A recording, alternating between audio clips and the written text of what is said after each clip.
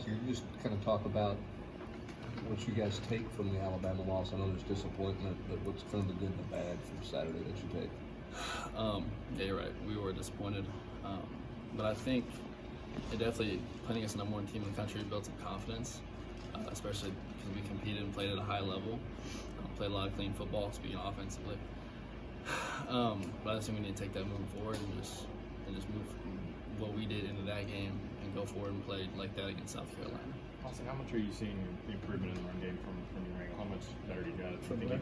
Just from your perspective, how much better is the run game now compared to a month ago? And kind of what do you think is the biggest reason for some of the improvement y'all made? I think the main reason for the run game being so successful is just everybody communicating up front what they have, whether it be the mic spot or who the center and the guard are doubling to, or the tight end and tackle are tripling to, and just communicating up front and everybody knowing what they're supposed to do, getting that communicated along the line.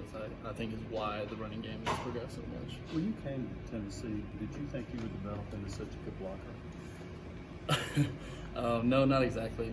Because in high school I played like receiver. I think I was 6'4", like 205, 210. So I was told I was never going to block and just play pretty much a big receiver role. But no, I didn't expect that at all. So when did that change? When I got here and added about 35 pounds. Was that intentional to add that weight?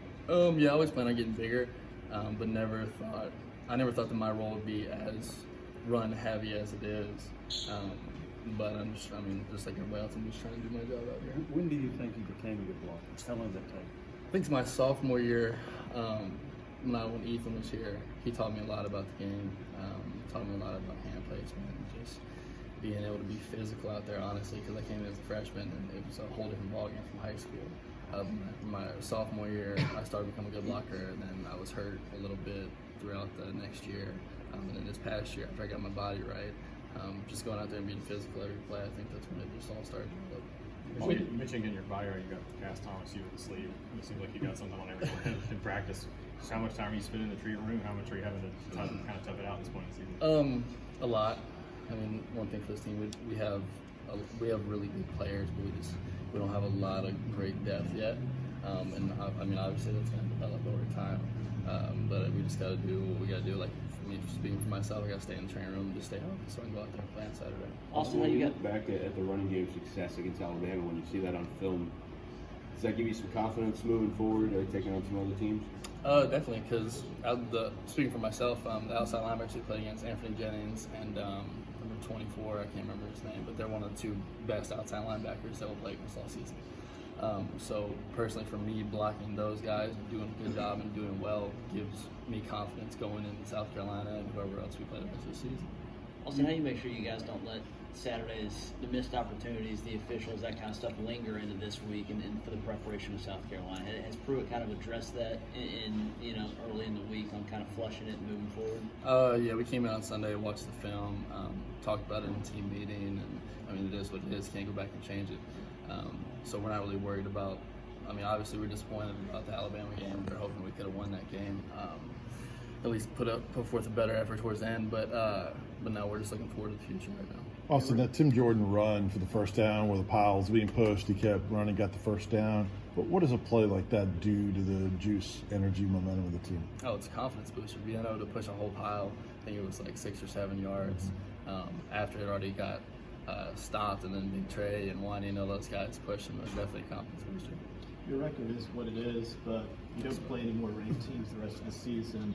The way y'all played the last couple of weeks, are y'all still holding out hope for maybe the possibility of getting bowl eligible? Do you think of those? Are you thinking long term what you expect? Oh yeah, that's the main goal, is being bowl eligible and playing in the postseason.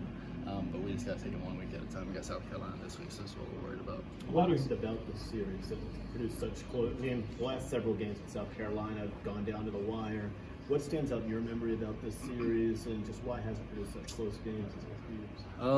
Just like anybody else in SC, they're a good football team. I feel like that's for the majority of SC. That's every Saturday.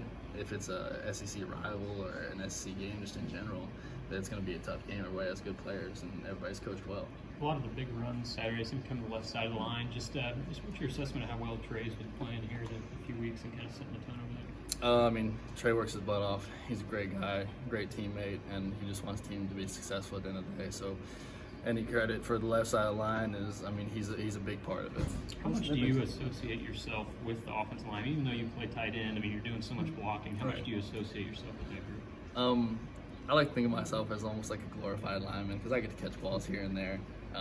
But they're the main guys I hang out with on the team. I love the O-line; they're great guys.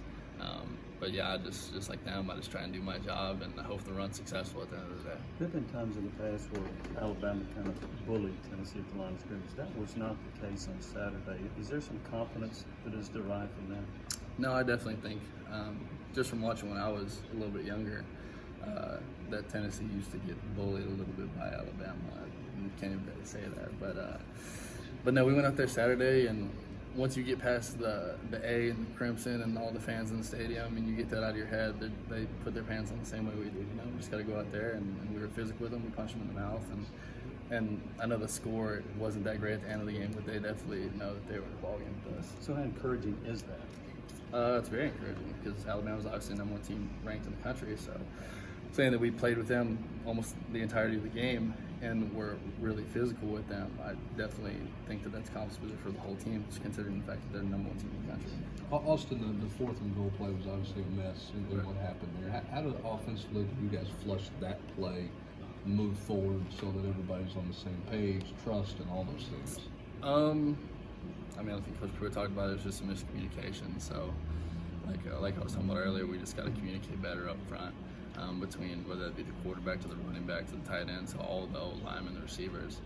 We just all got to get back on the same page, especially when we're in the red zone, the goal line area like that. We just all need to be on the same page and make sure we're all doing what we're supposed to be doing. To go from being a pass-catching receiver in high school to being now pretty much a blocking tight end, I mean, just how much has that kind of had to change? How much maybe of a shot in the gut, and, shot at the ego and how much has that kind of changed your perspective?